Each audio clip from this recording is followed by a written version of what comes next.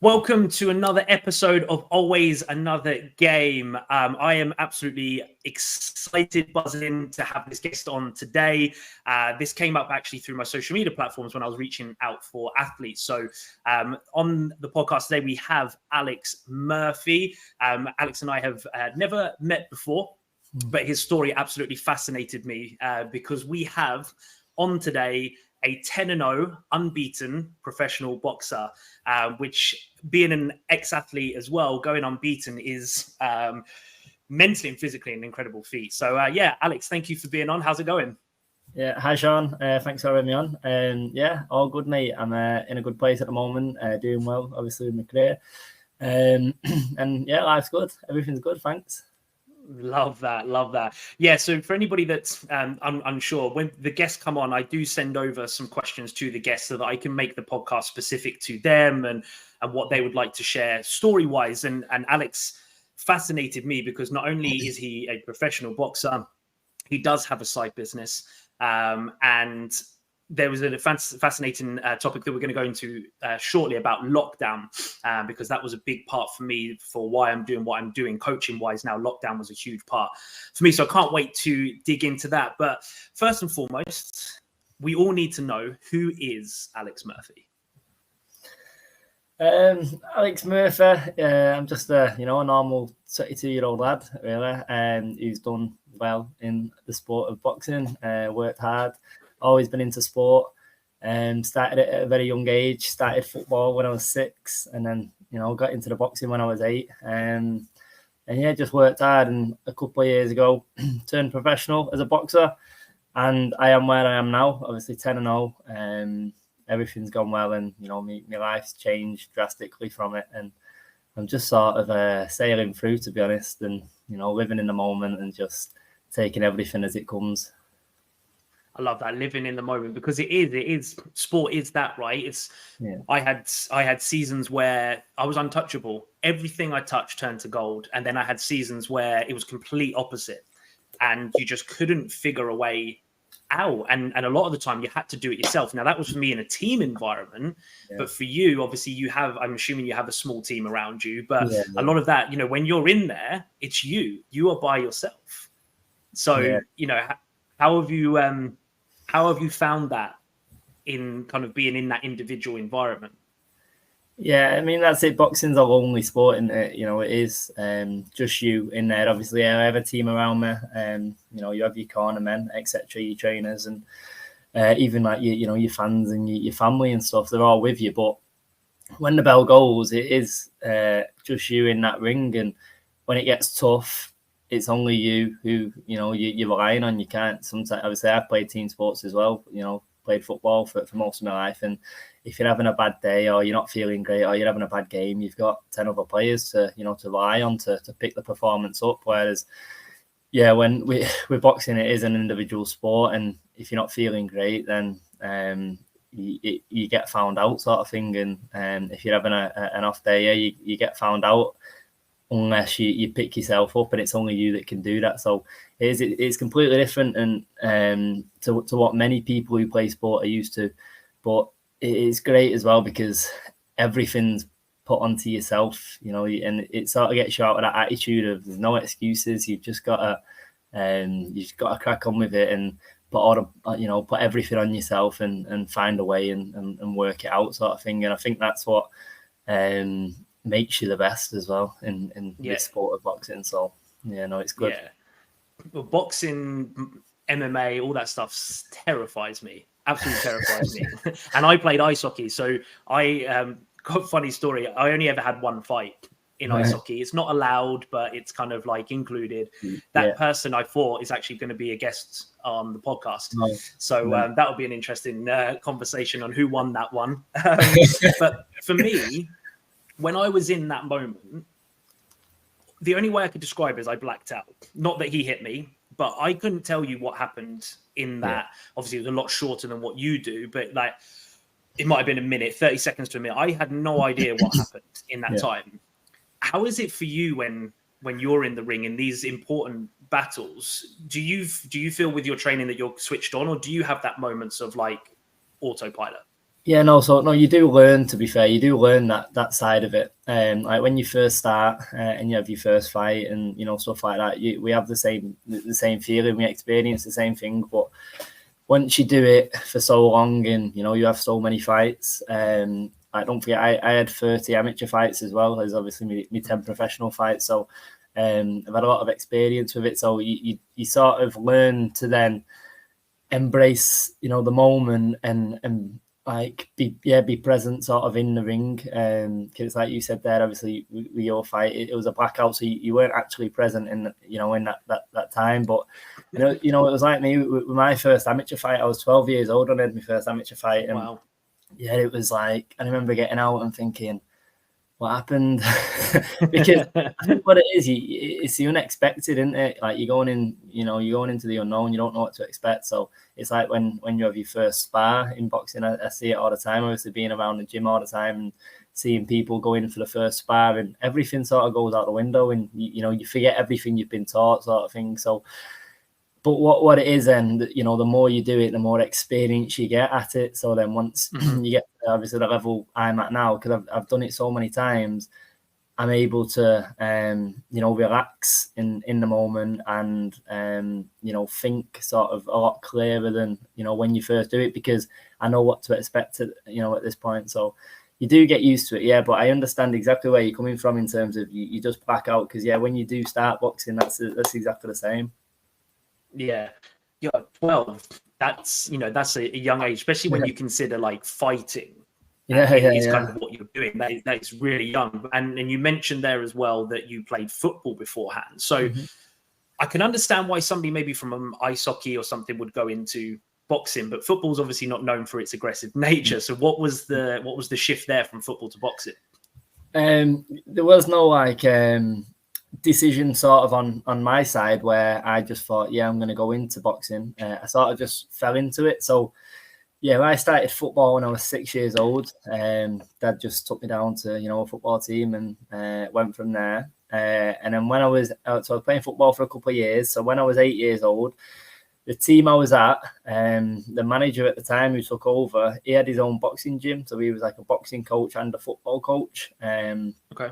So we took the whole team down to the boxing gym just for a bit of fitness. And like I say, the whole team was there for the first week, and then they went back again the next week. And slowly, some of the players started drifting off. You know, they didn't like it, but I enjoyed it. I did enjoy it. I don't know whether it was learning something new, whether it was like the buzz of you know, punching, or whether it was just a status of I could go into school and say I do boxing. I honestly don't know, but I found a love for it, and I stuck to it.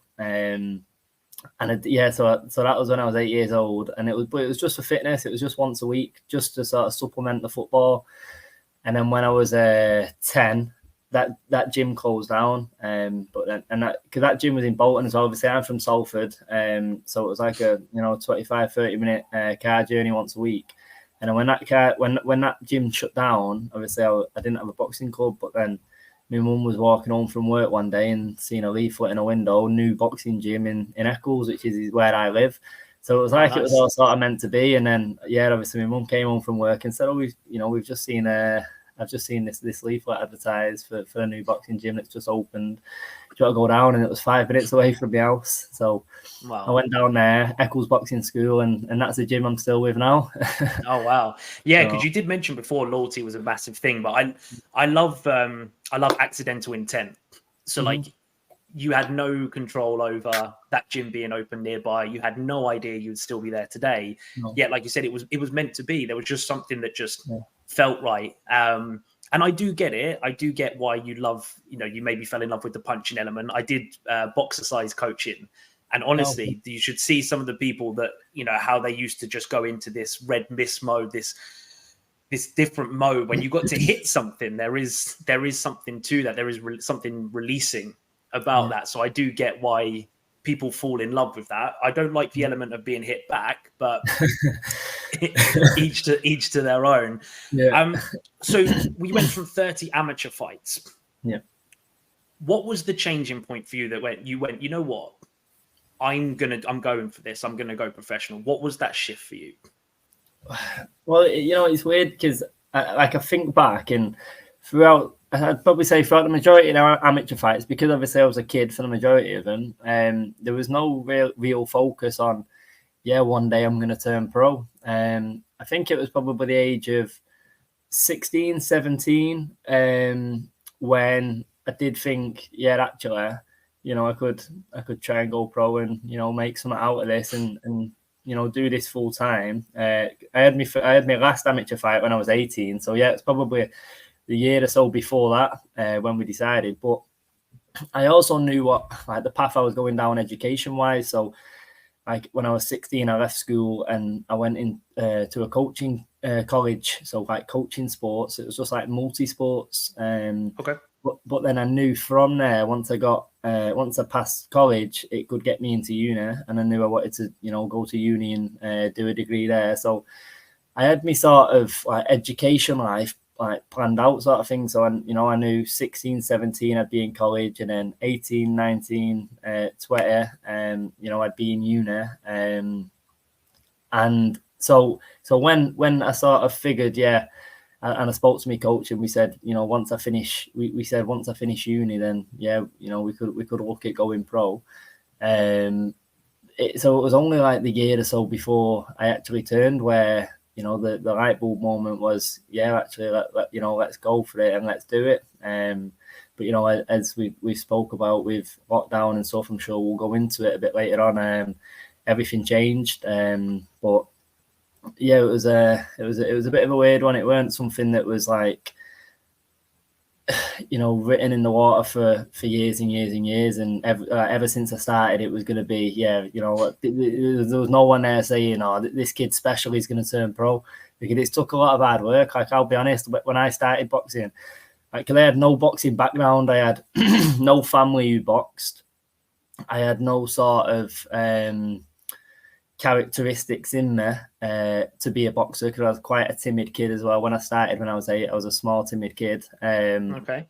So there was nothing really about me that should have got into boxing, and I've only developed over time since being into boxing. And like I say, when I first started, I was nothing special. I weren't very good, if I'm being honest with you. It's just over time, obviously, I've got better through experience, but it weren't like when I first started, there was no one ever there going, "Oh yeah, this kid's special. He's gonna be a pro boxer when he's older." I never had any of that, and so it was never sort of in the horizon. It was just sort of, I suppose one day when I was like 16, 17, around that age, that's when we sort of thought, you know what, actually, you probably could go pro, and then I was just sort of took off from there. Yeah. What I like though is throughout all of that, you've had your head screwed on. You see a lot of athletes, young ages, doing really well, getting carried away with the dream, not focusing on school. I know, my parents were very much like, very much supportive in sport, but you've got to do the academic side as well. You've got to give yourself a chance to do something else outside of sport. Yeah. Who encouraged you? Where did that come from? To get in to start the boxing, I just threw out the boxing to keep up with kind of the academic side, because you said as much as you were pushing with the boxing, you had you were still had these goals, to be college and uni. Did you have encouragement to keep your kind of the head screwed on that side? My mum and dad. I've lived with my mum and dad all my life, and I'm still living with my mum and dad now. And they've always been heavy, especially my dad has always been heavy on get an education, work hard at school, listen at school. So he's been a big influence in terms of my education. Like he's been quite strict on me, not in a bad way or an overly strict way, but just don't mess about sort of thing. But he's encouraged me a lot, to be fair, because I was a lot of people don't know this, but I was head boy at school as well. Okay. So somebody's gonna use that in the ring now, aren't they? I know. And I'm a very unusual character to be somebody who's head boy. Not a lot of people would look at me and wouldn't think that, but what it was, I think again it was an influence off my dad. Like when I was in like year 9 or whatever, and the prefect letters got sent out. My dad was like, "Why don't you go for it?" And I was like, "Nah, I don't. Why would I want to be a prefect?" And he said, "Listen, it'll look good for you when you're older." So I was like, So I applied to be like a prefect sort of thing, and this was like when year 9, 10, and I got that. And then when the head boy letters went out, my dad was like, "Go on, go for it, babe." And I'm like, "Dad, I don't want to be head boy. Why don't I want to be head boy?" And he was like, "Because it looked good for you when I'm older." And I think the only reason really I went for it is just to, make my dad happy and make it, because I knew if I did it, it'd make him proud, sort of thing. And he's done a lot for me in my life. My dad, like, he took me to sport all the time. He's always took me to football, boxing, etc. And it was just something to pay him back, really. So I did it. But because obviously then I'm head boy, I've got to have my head switched on. I can't misbehave in school and whatnot. And that's just sort of how I've had my head switched on so much from an early age. But I've heard it all my life, to be fair, from from a young lad. I've always had my head switched on, and I think it's because I've been in the boxing gym all my life as well, and I started the coaching pretty early as well at the boxing gym. So I think I've just had to develop that sort of older head attitude. And I mean it's all worked out well for me in the end, so it's good. Yeah, it does, and it's always great to have, whether it's parents or coaches or friends. It's always great to have that encouragement, and it sounds like it was not like forced. There was always kind of there was always a backup to the argument. That he was able to do that. Is he still heavily involved with you now, or does he kind of just sit back and watch? He more sits back and watch now. Obviously, now I'm older, and I can drive myself to places and make my own decisions, sort of thing. He still has an influence, and obviously I always value his opinion and stuff, and everything he says I'll sort of listen to. But yeah, it's not as much as when I was a kid. It was one of them sort of when what he said I believe, and I'd go with, because I was a kid and he was the adult, sort of thing. But that's what has got me into where I am now. So the majority of everything he said, I suppose, was good and was right. Yeah, no, it's fantastic to have that. I find it funny. My parents, I always used to more so message my dad after a bad game and say, "How did I play?" And he'd go, "Well, you're messaging me, so you know the answer." That would be generally kind of the response I got. Whereas my mum on the other side was like, "Oh, I thought you were fantastic today," and was always kind of like the positive praise side. So they had that almost kind of a little bit like good cop, bad cop kind of vibe. But I was going to say, it's funny you say that, actually, because obviously in sport you do get them sort of parents. You get your deluded parents, don't you? Just fill the kid's head with all the positive stuff and say that the best thing since sliced bread. But my dad, he was the same. He was balanced. If I had a bad game, I'd get in the car and he'd tell me I had a bad game, or if I played mint, he'd tell me I played mint. And I think that sort of kept me level-headed in a way that if I didn't play well, I knew I needed to work harder to play better next time. Because if I got in that car and he told me I had a bad game, then I'd be like, And I think you see that a lot, especially in football. You get a lot of like deluded parents who, think the kid's going to sign for Barcelona in a few years, and it's not always the case. So it just made me think then when you mentioned that point. Yeah, but it might not be Barcelona for you. The reality was going pro. Yeah, that was the reality. So, but you briefly mentioned lockdown. I want to, I would love. Like, I'm really looking forward to kind of hearing this part of it, because lockdown changed that for you, but not in the way that maybe people might be thinking. But lockdown sent you, enforced your hands to go pro, didn't it? Yeah. No, it did. The lockdown was massive.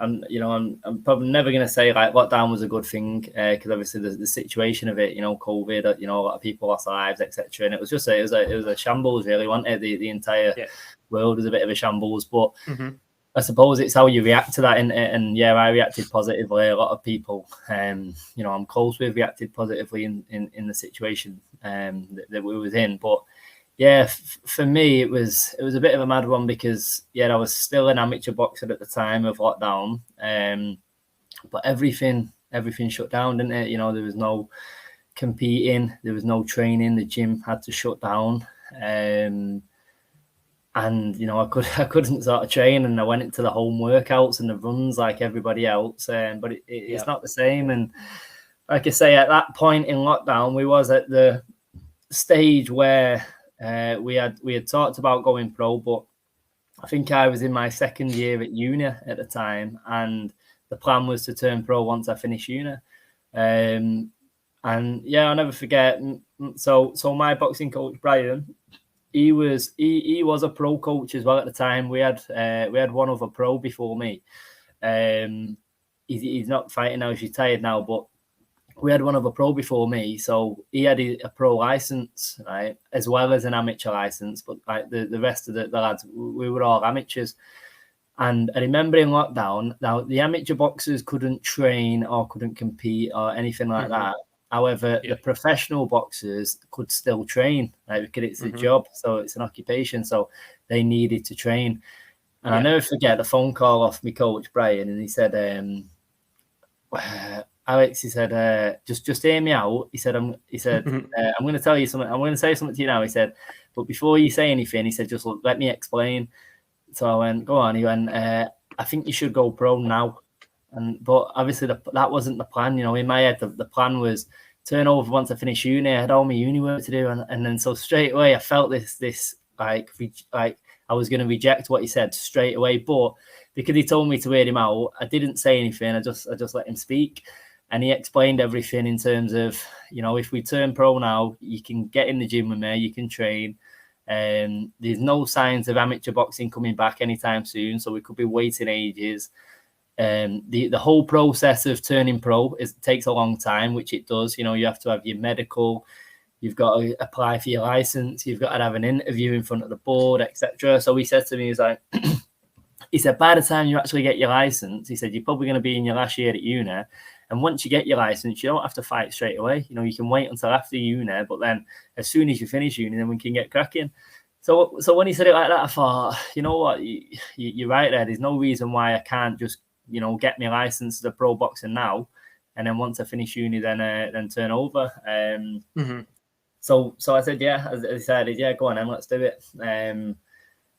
So we started the process. We applied for the medical, got the medical done, applied for the licensing, had my interview, did all that, got all that sorted, and I was in the gym training. Well, that's no one else could, and yeah, it was mint. And then I got my license, when I was in my third year of uni, and then once I had my license, I couldn't wait. So I ended up having 3 fights whilst I was at uni, and then I finished them, and then I went full time. But yeah, that was a bit of a mad stage. I had uni and professional boxing, balancing them both. Yeah, might as well just go whole hog. But what I love as well, and I don't know if the boxing has brought you this or the parenting, but you know, when you spoke about your dad and you spoke about your coach, of two people you heavily respected, that you did hear them out. As long as they gave you logic, you were willing to hear them out, which is great, because you know, coaches often talk about players being coachable or uncoachable.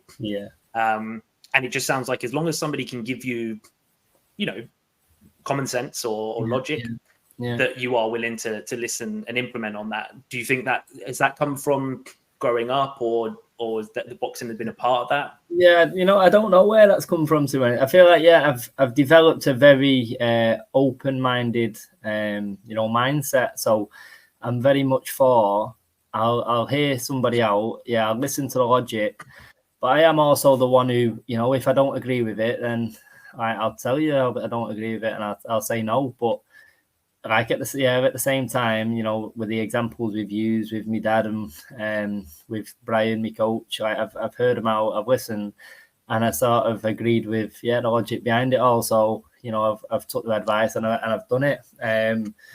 But yeah, I'm just very open minded. I think I've got more and more open minded the older I've got on, and I've found that to be the best mindset, you know, you can have. It'll open a lot of doors and opportunities for you, and it's a great mindset to have, I've found. And lockdown was almost another one of those accidental intents then, like the flyer for the new gym.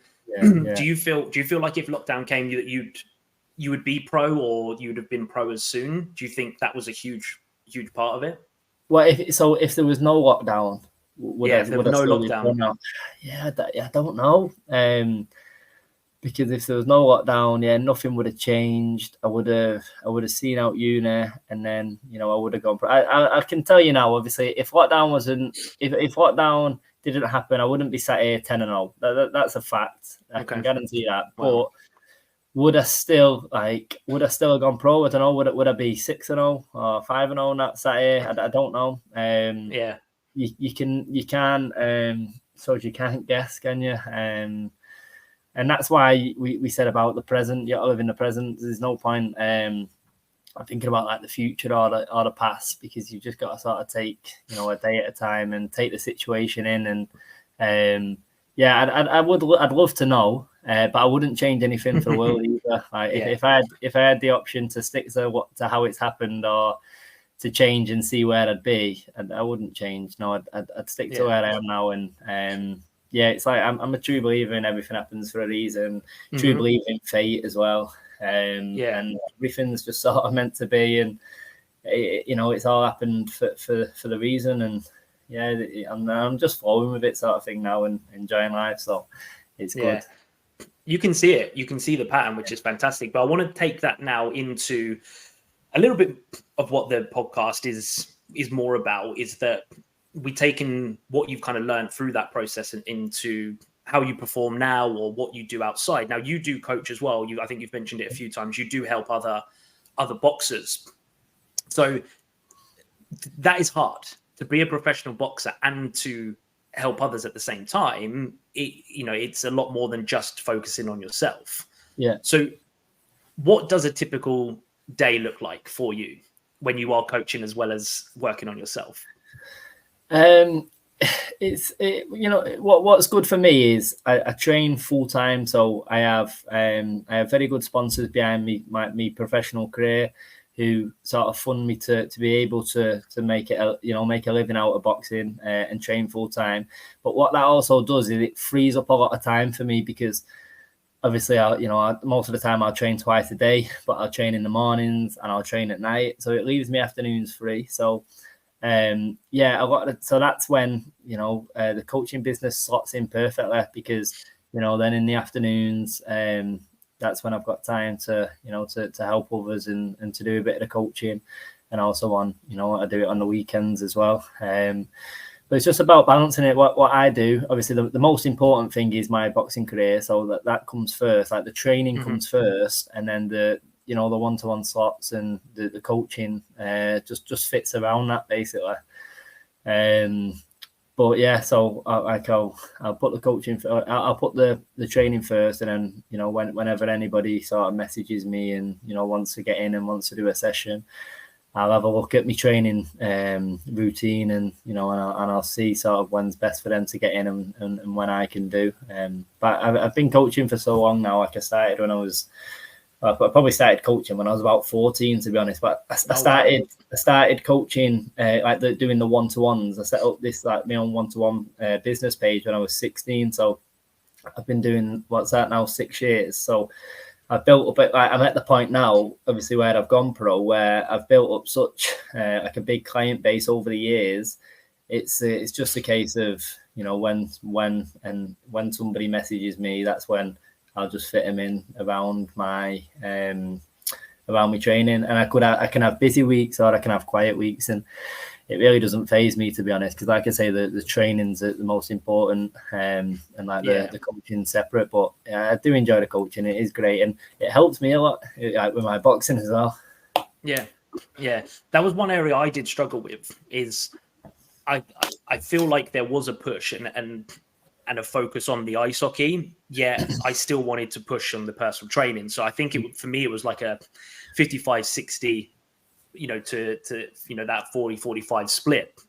And I think that affected it, that neither one got that priority. But it seems like you've got that kind of clear, no, this is first, and this is kind of, this will fill the gaps. But what was it about coaching at such a young age that you're like, this is what I want to do?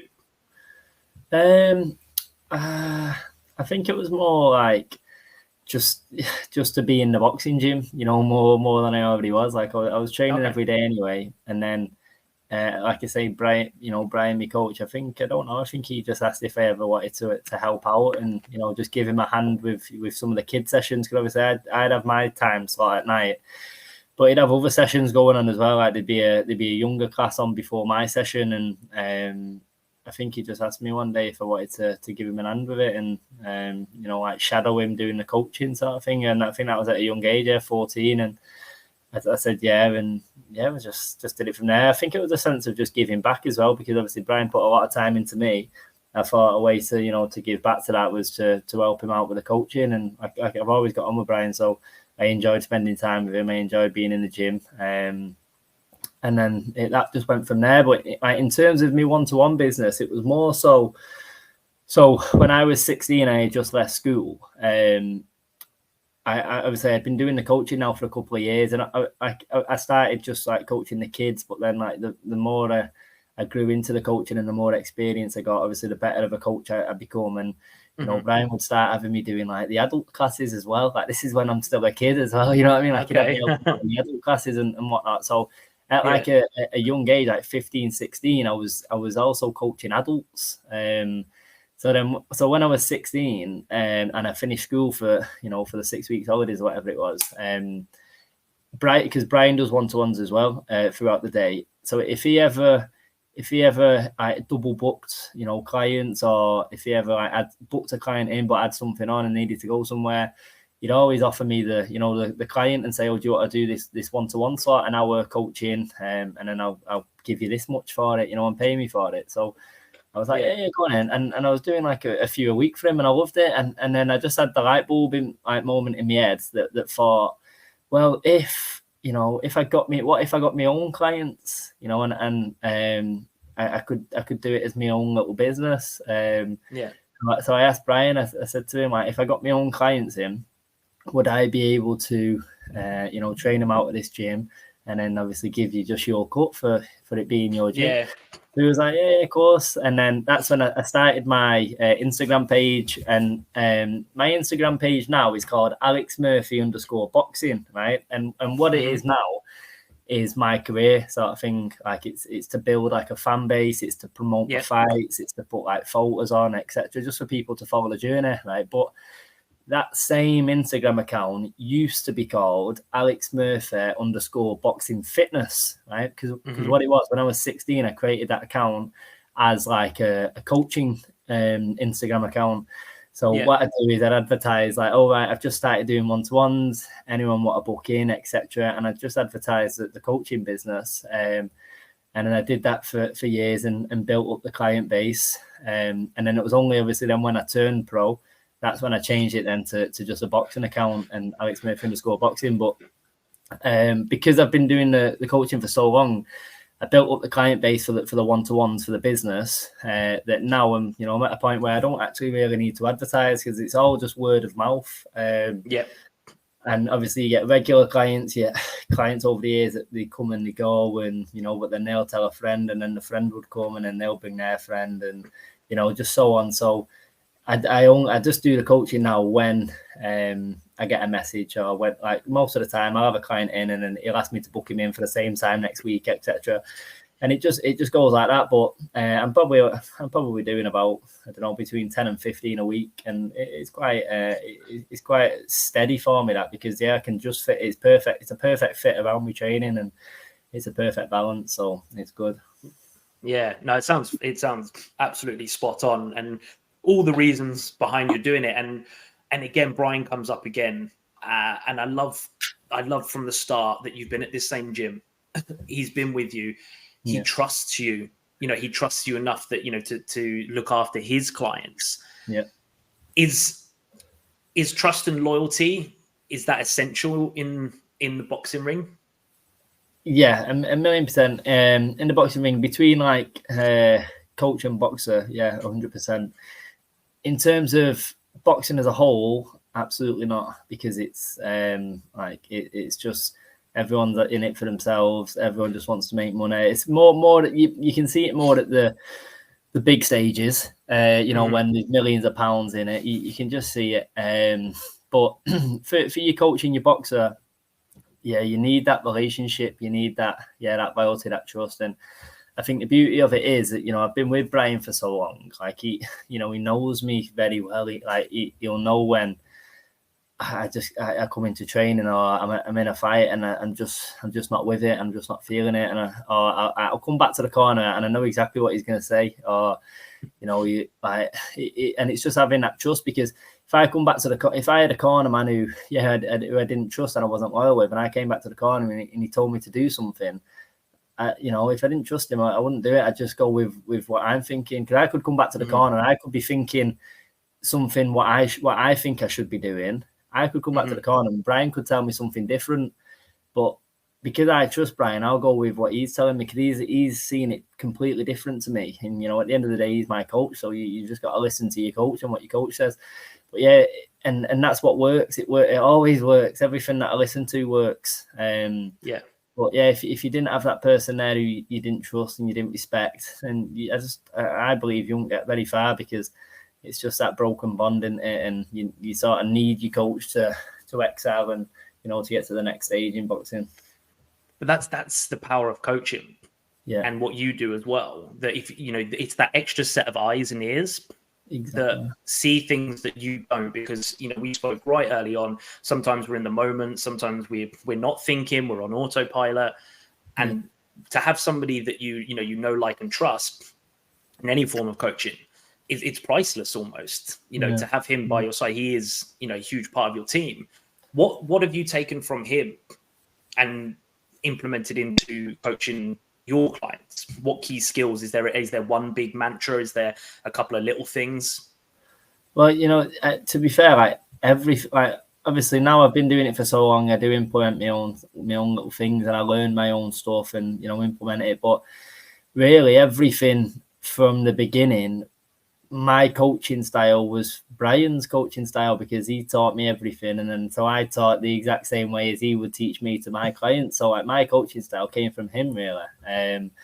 But more so just that if you get a client in, you go through the fundamentals first. Footwork's by far the most important thing, and he's always taught me that sort of thing, where you focus a lot on the footwork, a lot on the fundamentals, and then you just sort of build them up. Like you won't put anyone in there sparring straight away if the fundamentals wasn't right. You need to. It's a long process sort of thing, and you need to build with them, and go from it that way. But yeah, he's a lot of the stuff. When I first started, like I say, everything. The way I coach clients was the same way Brian would coach clients. And I think that's why he obviously trusts me to coach his own clients, because I've learned from him. So he knows I coach the same way as he does. Yeah.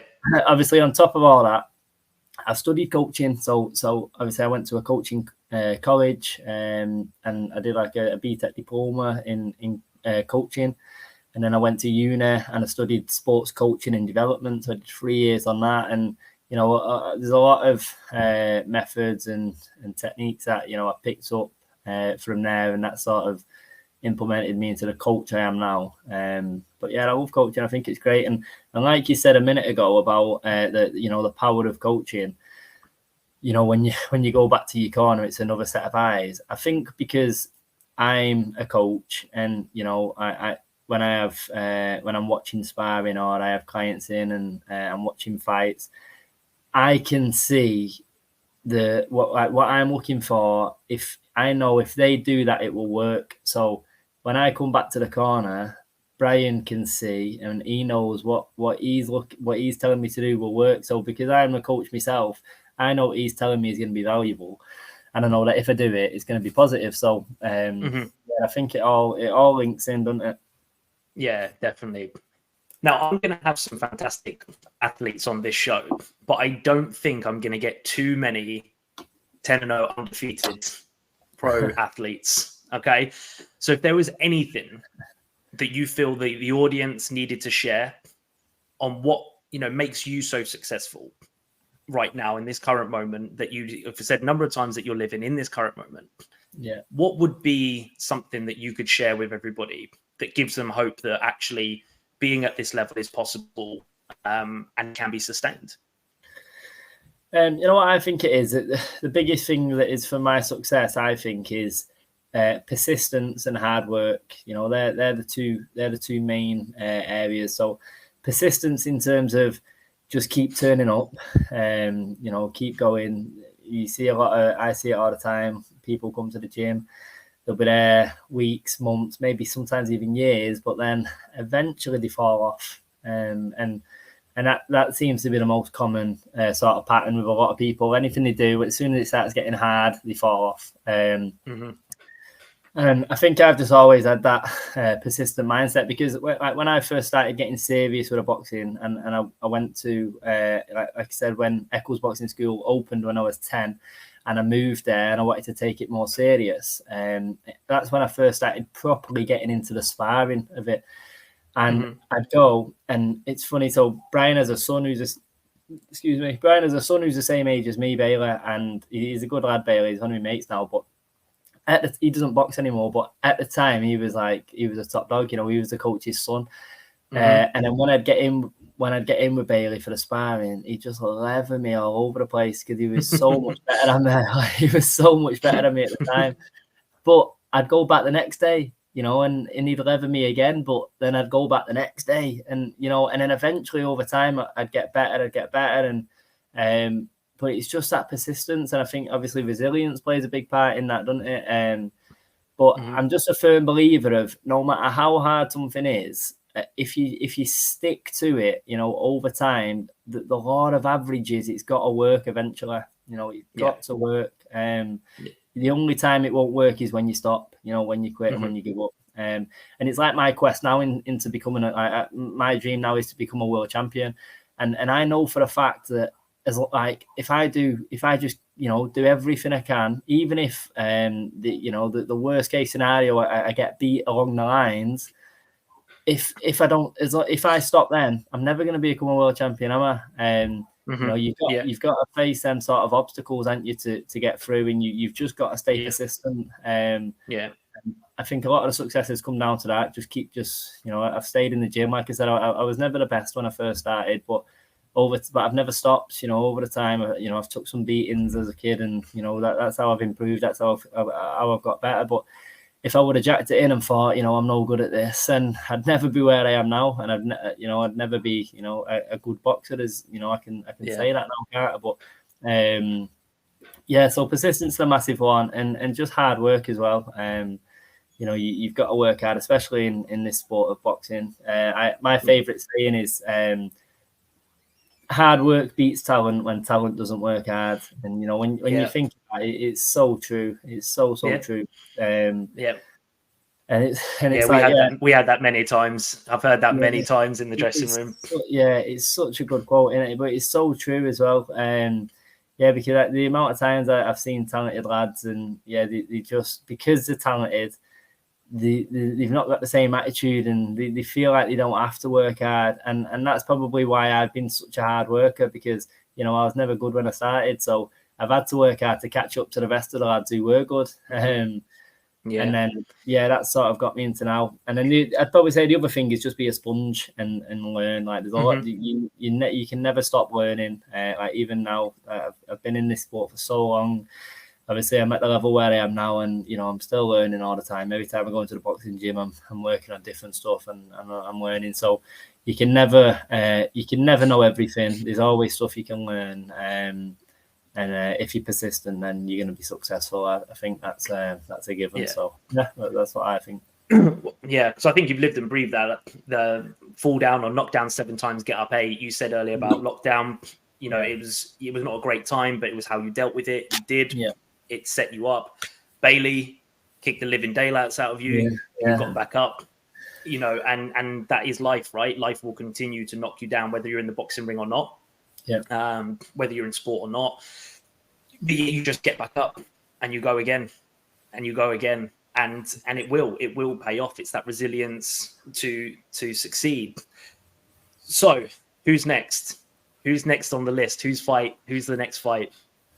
You know, someone asked me this a couple of days ago, actually, and I'll give you the same answer I gave to them. So I don't know if this is because I'm quite humble or not. I don't know, but I said to them, I don't think I'm in a position yet to be calling out names. Okay. You know, anything like that. If somebody called me out, then, you know, it's on. But personally, I'm just taking each fight at a time, and then eventually, once I get to a stage where I think, this is where I can, you know, start calling the shots and say who I want, and then I will do. But there's no names that I'm calling at this moment in time. There is names, obviously, that, in the future that I think would be great for me. So, like, for example, obviously you got your big names like Campbell Hatton. He's a massive name in the sport. He's the same weight as me, and I think somewhere down the line that fight will definitely happen. And it'd be a great fight, and it'd be a fight that I'd want. But yeah, for now, it's just seeing what comes. Obviously, I've got a manager. You've got a manager for a reason. You've got to put your faith and trust into them, and they get you the right fights. In terms of my next fight dates, I'm still waiting to hear. I haven't got any fight dates. There's one that we're looking for, but nothing's been confirmed, and we've just got to wait. So for the time being, I'm just ticking over, training hard, still getting a sparring, learning, etc. And then as soon as we get a fight date, then I'm buzzing then, and we can get the ball rolling. But yeah, nice. I'll accept your answer. I won't dig anymore. Yeah. Alex, I know you mentioned it briefly a minute ago, but please do share again. Where can everybody find you if they want to keep up to date with your journey, with your fights? Where can they find you? So my social media platforms, main one's Instagram, Alex Murphy _boxing. You can just find me on Facebook, Alex Murphy. I put a lot of stuff on there as well. Twitter is Alex Murphy 0404, I believe, I'm pretty sure. And then LinkedIn, which obviously you found me on, Alex Murphy. Yep. I try and put a lot of stuff on that. So I try and stay as active as I can on them social media platforms. And obviously if anyone wants to follow the journey and see where they get to and end up, then follow them social media platforms. Yeah, I can't wait to see where it takes you. I'm now fascinated. I don't know if you've got any groupie names yet, but I'll join in with one of those groupie names. No, but thank you so much. Thank you so much for coming on and sharing your story. I really do appreciate it.